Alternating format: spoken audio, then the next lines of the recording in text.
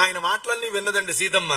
విని దిశశ్చ సర్వా ప్రదిశశ్చ వీక్ష్య, తూర్పు, దక్షిణం, పడమర, ఉత్తరం, ఆగ్నేయం, నివృత్తి, వాయువ్యం, అలాగే ఈశాన్యం, ఈ దిక్కులు ప్రదిక్కులు విదిక్కులు అంటారు, చూసిందండి. చూసి ఆయన కనపడలా. స్వయం ప్రహర్షం పరమం జగామా. అబ్బ ఇప్పటికండి తనంతట తానుగా ప్రహర్షం, అంతులేని ఆనందాన్ని పొందిందండి. ఇది హనుమంతుని యొక్క లక్షణం. హనుమంతుని యొక్క లక్షణం ఇప్పుడు అర్థమైందా? ఏమిటి?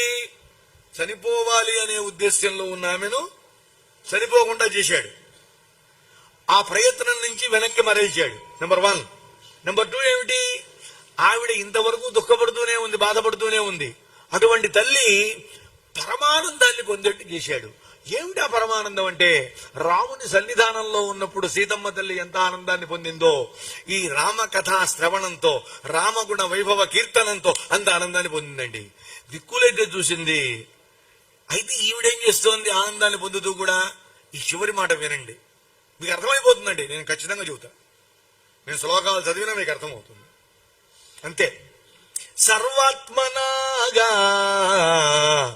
రామం అనుస్మరంతి.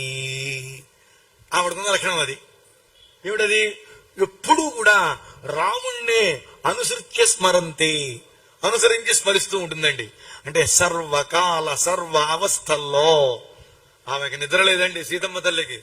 ఇంకా రాముడన్న అప్పుడప్పుడు గంట పడుకునేవాడేమో, అప్పుడప్పుడు కొంచెం తినేవాడేమో. సీతమ్మ తల్లికి అవి లేవు. ఆ రాముణ్ణే ఎప్పుడు స్మరించేటువంటి ఆ తల్లి పరమానందాన్ని పొందిందండి. పొంది ఇంకా ఎడు చూసినా కనపడలా. వెంటనే ఆవిడ చేసిన పని ఏమిటంటే ఊర్ధ్వం, పైకి చూసిందండి. అధస్తాత్, కిందకి చూసింది. కిందకి చూసిందా పైకి చూసిందా అంటే, ముందు కిందకి చూసిందిట, తర్వాత పైకి చూసింది రండి. చూసేటప్పటికీ దదర్శ పింగాధిపతే రమాత్యం వాతాత్మజం సూర్యమివోదయస్థం. అలా పైకి చూడంగానే పైన హనుమత్ దర్శనం అయింది అమ్మకి.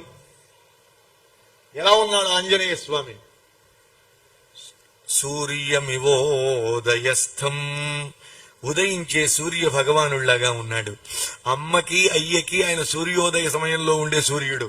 దుర్మార్గుల పాలిట మధ్యందిన మార్తాండు. ఎవరో? మన హనుమ. నాయనా హనుమా, నాకు నువ్వే దిక్కు అంటావా? నీకు లొంగిపోతాడు ఆయన.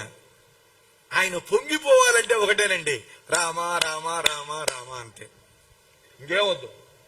నువ్వు రామనామం చెప్పించు, రామకీర్తన చెయ్యి, ఎగతాళిగా మాత్రం చేయొద్దు. చేసినా పర్వాలా, అది కూడా అన్నారండి. ఎగతాళిగా భగవన్నామం చేసినా కూడా పర్వాలేదు, వాడికి ముక్తే. పైకి చూసింది ఎవరిని? దదర్శ పిండాధిపతే అమాత్యం. ఆ మాట రాకపోతే బాగుండదు. డైరెక్ట్ గా హనుమంతుడిని పొగట్టడానికి లేదు, అది రాజనీతి. ఈయన ఎక్కడి నుంచి వచ్చాడు? సుగ్రీవుని దగ్గర నుంచి వచ్చాడు. పింగాధిపతి అంటే కోతులకు రాజు. ఎవరండి? సుగ్రీవుడు. ఆయనకి మంత్రిటండి, అమాత్యుడు. అంతేకాదు వాతాత్మజం,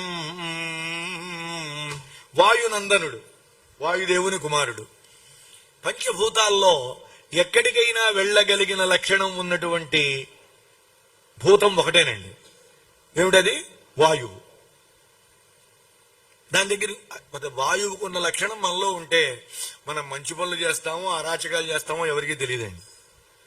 నువ్వు ఎవరికి కనబడవా, కానీ నీకు అందరూ కనబడతారు అని ఒక వరం ఇచ్చారనుకోండి, దాంతో మనం చాలా గొప్ప ఘనకార్యాలు చేయొచ్చు, లోకానికి ఉపయోగపడే కార్యాలు చేయొచ్చు. కానీ ఎంతమంది చేస్తారు? అపభ్రంశ పనులే అందరూ చేస్తూ ఉంటారు. ఎందుకని? వీడు ఎవరికి కనబడ్డు, అందరూ వీడికి కనబడతారు. ఆ వీడి యొక్క తలలో పిశాచాలు నాట్యం ఆడుతూ ఉంటాయండి. వాయువు ఎవరికి కనబడ్డు.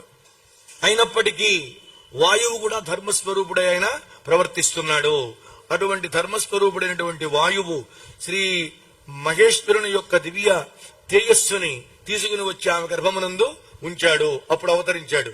కాబట్టి పరోక్షంగా కారణభూతుడు ఎవరు అంటే వాయుదేవుడు. కాబట్టి ఆయన కుమారుడు ఎవరు? ఆంజనేయ స్వామి. వాతాత్మజం